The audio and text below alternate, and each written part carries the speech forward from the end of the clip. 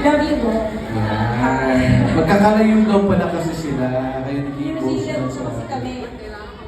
Canada po siya. So, siya lang po yung nasa Philippines.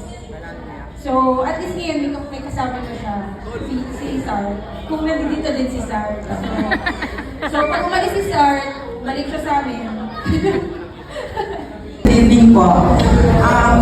To you both, congratulations. Alam niyo na yung kasunod nito, di ba? Walang pressure, pero sana may ako na agad. I love you both.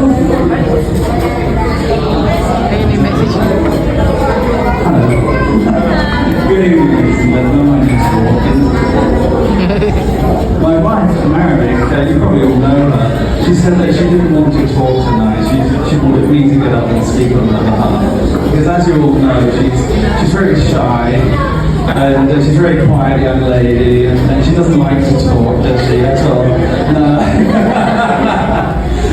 But anyway, I would like just to say that since I came to the family, and I got to know Ronald, I saw you, Jessa. You such a responsible young man that you were always listening. If anybody says anything, if I say something to you, right now, looking directly at me, always listening, always taking things in. You need to do that during your marriage, for sure. Make sure you listen, take things in. But that goes to both of you. You must listen to each other, because you both have points of view. And it's not just a question of opening your mouth to make a noise. If one of you opens your mouth, the other one needs to listen, because they're opening the mouth for a reason. So you have to listen. And then you think, do the words match what is being said? So although you might be saying one thing, you might mean something else. And you both have to learn how to get that information from each other. It might be difficult to begin with, but you will learn to get into that groove with each other. And the other thing you need to do is, I remember in a movie where a man was talking to the father of the prospective bride, and the father said, "Do you like her?" And the young man said, "Well, I love her, sir." And he said, "I didn't ask you that question. I asked you, do you like her?" And you had to think. He said, "Yes, actually, I do like her." That's another thing you need to do. Not just love each other, you have to like each other as well. And make sure that you always act as a team. You are Mr. and Mrs. Ronald now. Congratulations. And you need to act like a team. The way that we act like a team, if we do things, we high-five each other. You know? And we just work together. We argue, we have fun together, we understand each other. That's what you need to do. So, wishing you many, many happy years, many, many years of love, and God bless you both. Alright, beautiful messages. Yes, ma'am and dad. Palapakan po natin sila, ladies and gentlemen.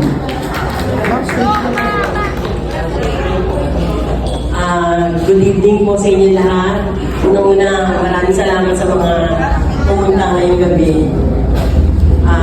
Sa inyo dalawa, congratulations. Anak, Liza, welcome to the family. Mahal ko kayong dalawa. Magmahalan kayo. Nakikita niyo naman yung ginagawa sa namin ni Papa, di ba? Respect. Yun lang. I love you po.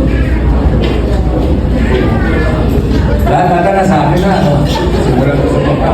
Mga kapatid, mga ninong-ninang, sa kipari at kamari, lahat ng sinabi nyo, ay ganoon din sa sasabihin ko.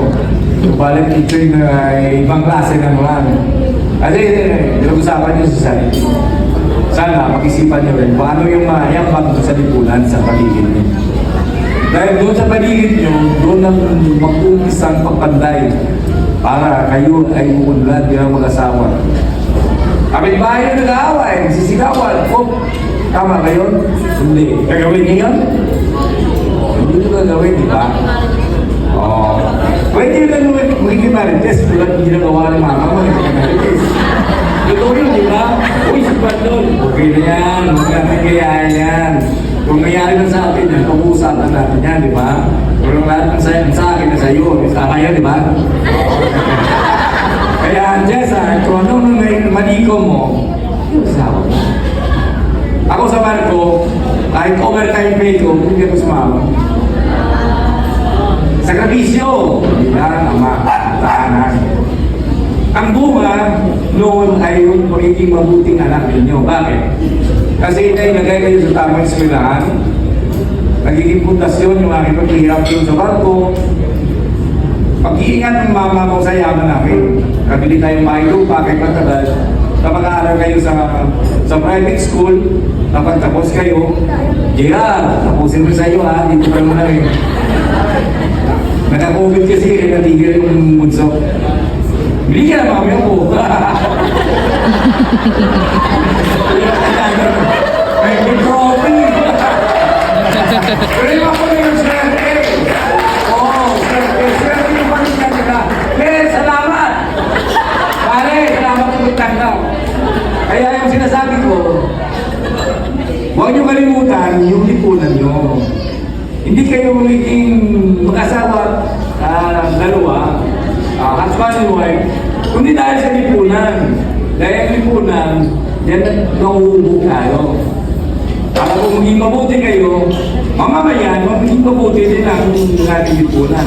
Pag mabuti ng lipunan mo, kapaligiran mo, sa maliit na bagay, kapag sa malaki, hanggang sa umuman sa pundasyon tama. Sa pananalig sa Diyos, doon yung tutulad, sila na lahat ang pananalig yung sa isa.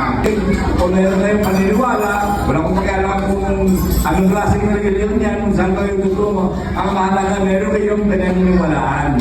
Dahil yun ang naging bukasyon, naging mabuti mag-asawa. Di ba ma? Oo. Ano ka na, Diyos?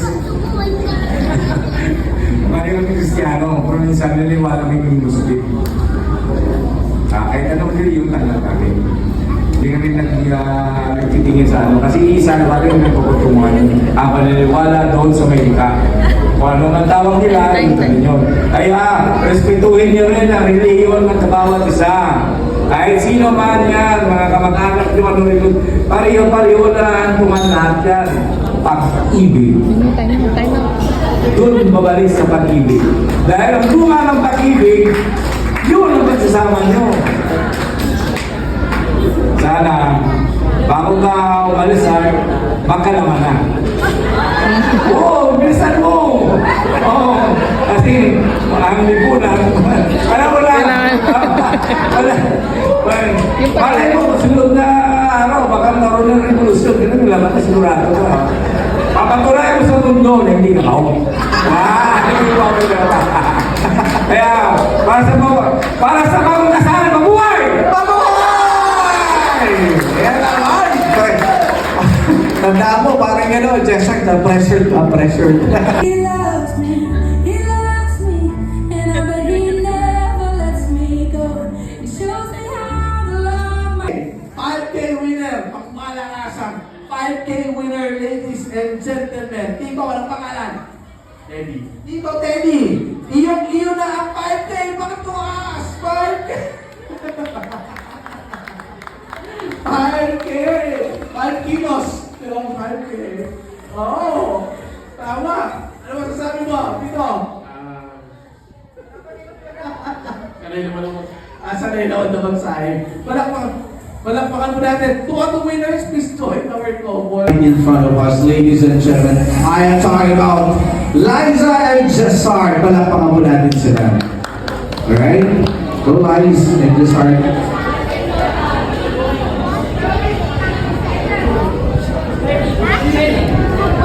For their thank you messages just before us ending her yes, good opportunity.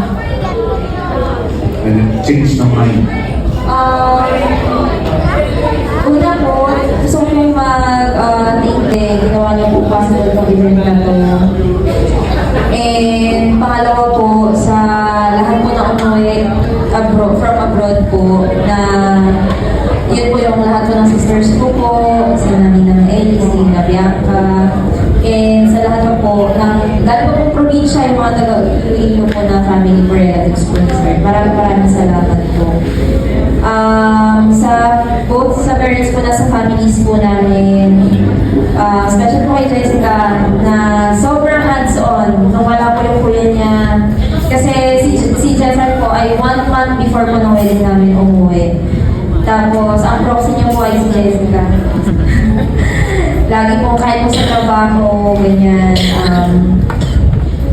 natutulungan po kami every after work po, dumidiretso po kami sa mga suppliers. So, thank you so much for making this possible din, Jessica. Tsaka po, yun po kay Nanay Linda po sa pag-assist po sa amin.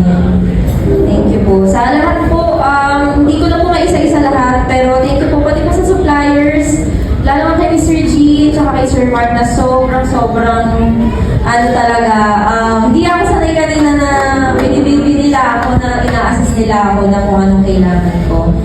Pero yun, sobrang thank you po.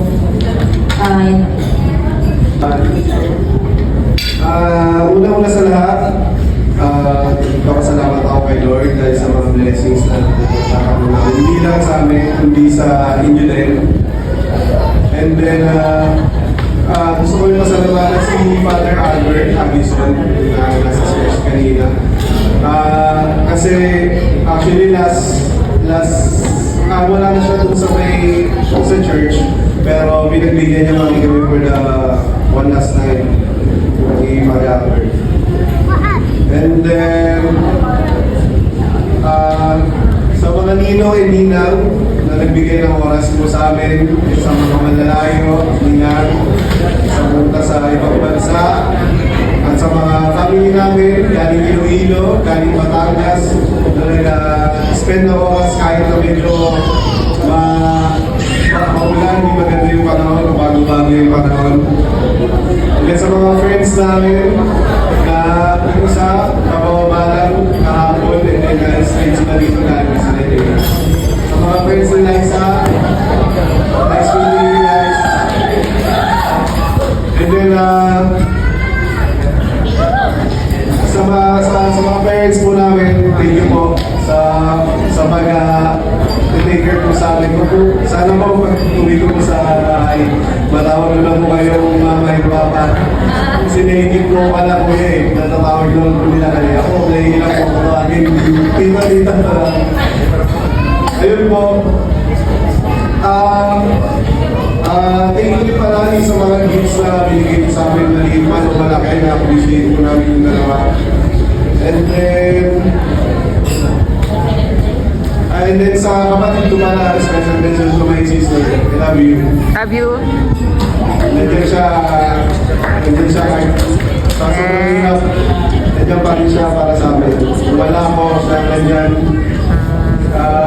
Ayun, sobrang thankful kami naman nila sa alam mo yan.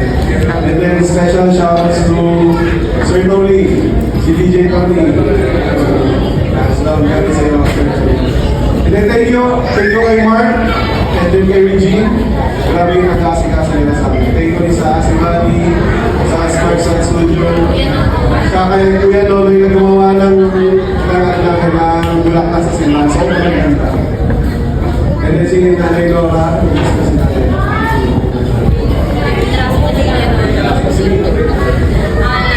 ayun lang, thank you sa lahat. Mag-ingat tayo. Salamat sa presence ko. Mag-ingat tayo po. God bless you. There you have it, ladies and gentlemen.